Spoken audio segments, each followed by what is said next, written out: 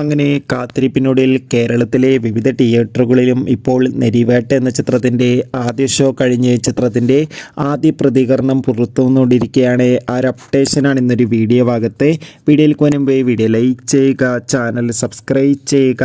May മാസം അങ്ങോട്ട് ധാരാളം ചിത്രങ്ങൾ OTT റിലീസ് ചെയ്യാൻ പോവുകയാണ്. നമ്മുടെ ചാനൽ ഭാഗം പരിശോധിച്ചാൽ ആ വീഡിയോയ്ക്ക് നിങ്ങൾക്ക് കാണാൻ വേണ്ടി സാധിക്കുന്നതായിരിക്കും.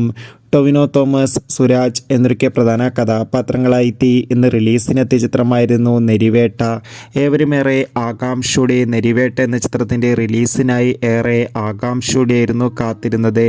ഫൈനലി ചിത്രത്തിൻ്റെ ആദ്യ ഷോ ഇപ്പോൾ കേരളത്തിലെ വിവിധ തിയേറ്ററുകളിൽ അവസാനിക്കുമ്പോൾ ചിത്രത്തിന് മികച്ച പോസിറ്റീവ് റെസ്പോൺസ് തന്നെയാണ് പുറത്തുവന്നുകൊണ്ടിരിക്കുന്നത്.